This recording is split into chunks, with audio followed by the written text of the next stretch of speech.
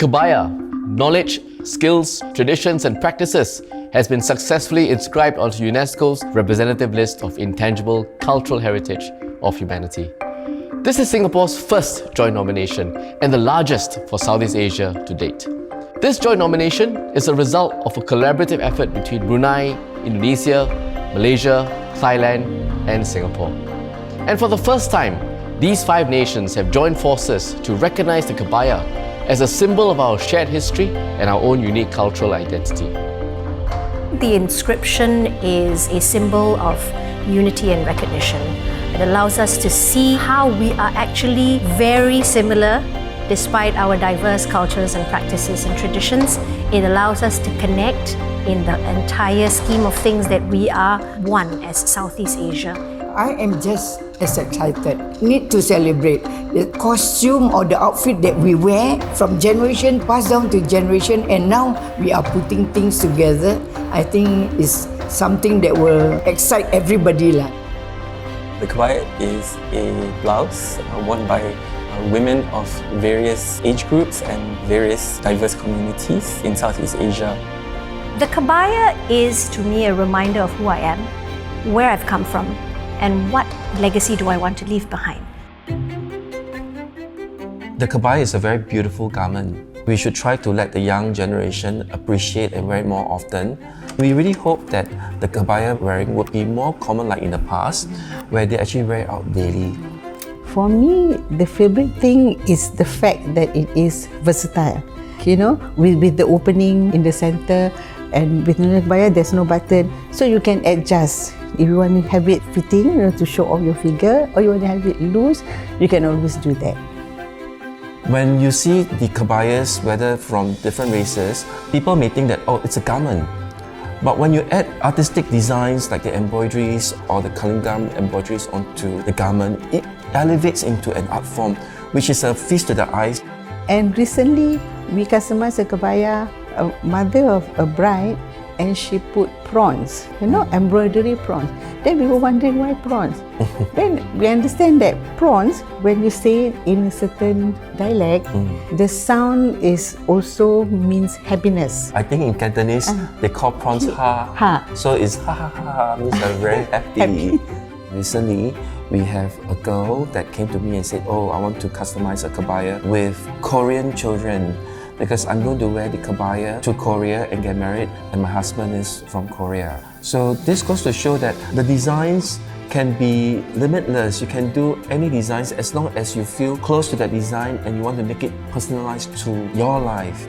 And I think it's really very meaningful, because many years down the road, she may actually pass it down to her own daughter or nieces who are getting married, and it may be very meaningful for the next generation to see that, oh, it represents my mixed marriage heritage also. I'm not a kebaya wearer, but we have conducted interviews with women who wear the kebaya. We had the honor of interviewing Puan Saliha Muhammad Shah. She's the first female fashion editor in Singapore and Malaya back in the 1950s and 1960s. So she would actually wear the kebaya when she goes to work, because she said, this is me being the boss. It's all about empowerment.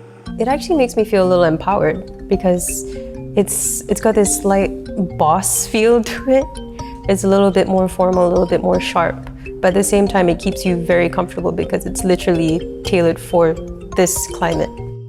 There are so many different forms of kebayas, and it's all so beautiful, but we also have to provide a voice for the kebayas that are a bit more specific to our community. And that would be the kebaya comprido, which is made with cotton. In Portuguese, kebaya means blouse and comprido means long. Ergo, the translation would be long blouse. The kebaya comprido specifically is straight cut, and it doesn't taper at the waist. It falls around knee length, which is different from other ethnic kebayas. The kebaya comprido is also fastened with a brooch, which we call a croissant, which is actually borrowed from the Portuguese word coração, which means heart.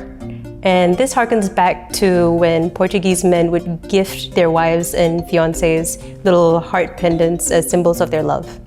And I think that the kebaya in itself, again, has that versatility in terms of its silhouette.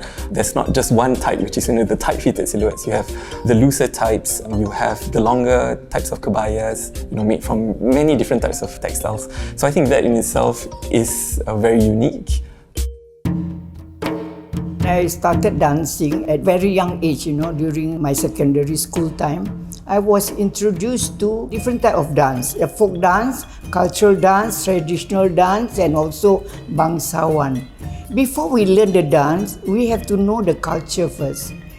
Why are we doing bangsawan? Why is the princess wearing kebaya, and the kebaya must be of a certain standard to show that she is a princess? So that means we not only understand the culture, but we understand the styling of the outfit that we wear. So for instance, bangsawan, what makes it formal is the type of material. For instance, songket, everybody knows songket, hand-woven material that is so costly. And this kebaya style with songket is only worn during the bangsawan performance by the queen and princess. And for the folk dance, what makes it folk?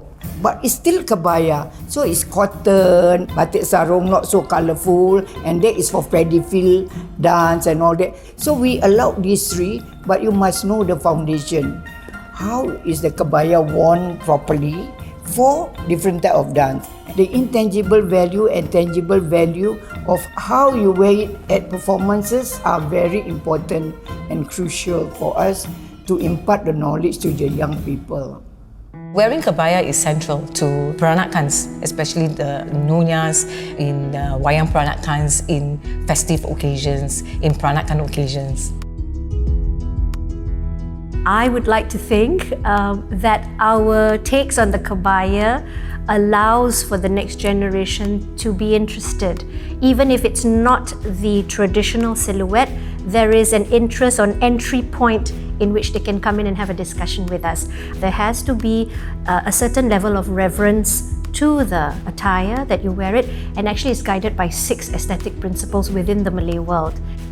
Being able to wear my mother's designs and her takes on the kebaya makes me feel empowered and connected to my heritage. Seeing my mother wear the kebaya, I want to be able to bring this down to my children and also make sure that they understand their identity and who they are. In the region, we all wear kebaya. It's slightly different, but it's still kebaya. For example, my root is Indonesian, and I would tend to wear more like Indonesian style. And then, of course, the other root, like Indian, Chetty, Malacca, they also wear kebaya, but they wear a bit longer. For me, I feel very excited and privileged, very honored to have all these 5 Asian countries coming together and display and showcase what they have. So there's unity. Although the kebayas are worn differently in different parts of Asia. It makes me feel proud because whenever we organize Peranakan related events, you would see Malays, Eurasians, Chinese and Peranakan Indians coming together wearing the kebayas to celebrate and enjoy together. I think we're very happy because the kebaya in itself, I feel, is part of a living heritage in Southeast Asia. When it's inscribed into UNESCO, it is recognized on a global scale as a garment that's synonymous with our region. Excited, of course, and happy. That is a good news that we receive. So very happy, we should have celebration. I think for me, being a multinational nomination is a fantastic way of actually celebrating the common heritage that we have amongst the various countries. We can also celebrate that we can bring closer ties as well between the countries. With this inscription, I feel an overwhelming sense of pride and gratitude.